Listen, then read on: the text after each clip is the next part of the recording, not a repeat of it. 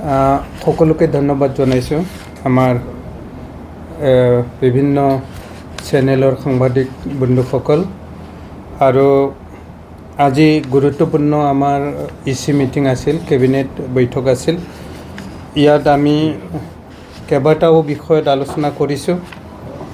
এতিয়া আমি তাৰে ভিতৰত আমি সিদ্ধান্ত লৈছোঁ BTCৰ ভিতৰত মাৰ্কেটছ এণ্ড ফেয়াৰ বিভাগত আমি নতুনকৈ কেইবাটাও কেটেল মাৰ্কেট স্থাপন কৰিম আৰু বন্ধ হৈ থকা যিখিনি কেটেল মাৰ্কেট আছিল সেইবিলাকক খোলাৰ কাৰণে ইতিমধ্যে আমি আজিৰ কেবিনেট বৈঠকে সিদ্ধান্ত ল'লে আৰু আমি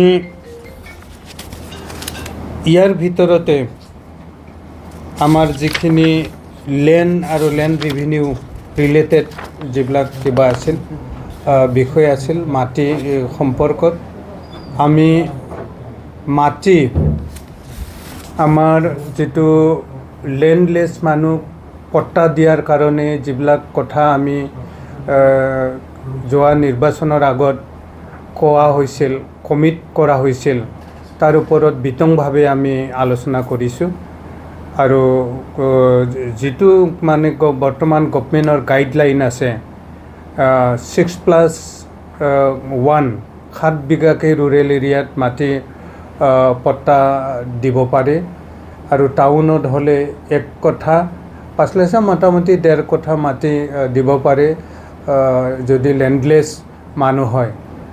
তেওঁলোকক মানে কেটেগৰীবিলাক কেনেকৈ আমি চিনাক্ত কৰিম, লেণ্ডলেছ মানুহ হয় নে নহয়, এই সকলোবিলাক হেৰি কৰাৰ কাৰণে আমি একোটা জোন কৰি পেলাই আমি কমিটি বনাই গোটেই বিষয়বস্তুটো চোৱাৰ কাৰণে লেণ্ড এণ্ড ৰেভিনিউ ডিপাৰ্টমেণ্টৰ আণ্ডাৰত আমি তেনেকুৱা জ'নেল কমিটি গঠনৰ সিদ্ধান্ত লৈছে। ইতিমধ্যে চিৰাঙত, কোকৰাঝাৰত এই কমিটিবিলাক গঠন হৈছে আৰু বাকী আমি ওদালগুৰি, তামোলপুৰ, বাক্সা এইবিলাকতো কৰিম আৰু ইতিমধ্যে আমি আজি যিকেইটা আমাৰ PPP মোডত চলালে পাব্লিক প্ৰাইভেট মানে কিবা এনেকৈ পাৰ্টনাৰশ্বিপ PPP মোডত কেইবাটাও ইনষ্টিটিউশ্যন চলোৱাৰ কাৰণে সিদ্ধান্ত লৈছে, যিবিলাক মানে আমি বেছি ৰিস্ক যাতে ল'ব লগা নহয়। BTC চৰকাৰে আমাৰ কিবা আদাবাৰীৰ যিটো আমাৰ মিল আছে চেণ্ট্ৰেল চিল্ক বৰ্ডৰ ফাণ্ডিঙত সেইবিলাক আৰু কেইবাটাও তেনেকুৱা সিদ্ধান্ত লোৱা হৈছে আৰু যিটো আমাৰ IT পাৰ্ক ইতিমধ্যে বিবেকানন্দ কেন্দ্ৰ আমি হেৰি কৰিছোঁ, লিজত দিছোঁ। তেওঁলোকে আৰু এটা মানে ইয়াত ডিজিটেল কিবা অনলাইন এক্সাম চেণ্টাৰ এটা বনোৱাৰ কাৰণে আবেদন ৰাখিছে। গতিকে আমি তেওঁলোকক বিবেকানন্দ কেন্দ্ৰকে এই অনলাইন এক্সামিনেশ্যন চেণ্টাৰ বনোৱাত হেৰি কৰিছে। তেওঁলোকে আমাক আৰু এনাডাৰ ৰেভিনিউ এটা পাৰ্ট এগ্ৰিমেণ্ট কৰিব, তেনেকৈ দিয়া হ'ল। তো আৰু আটাইতকৈ চিৰিয়াছ আজিৰ ইচি মিটিঙত লোৱা সিদ্ধান্তটো হ'ল বৰ্তমান যিটো মানে মিডল ইষ্ট এছিয়াৰ আমাৰ চাউথ এছিয়াৰ যিটো যুদ্ধ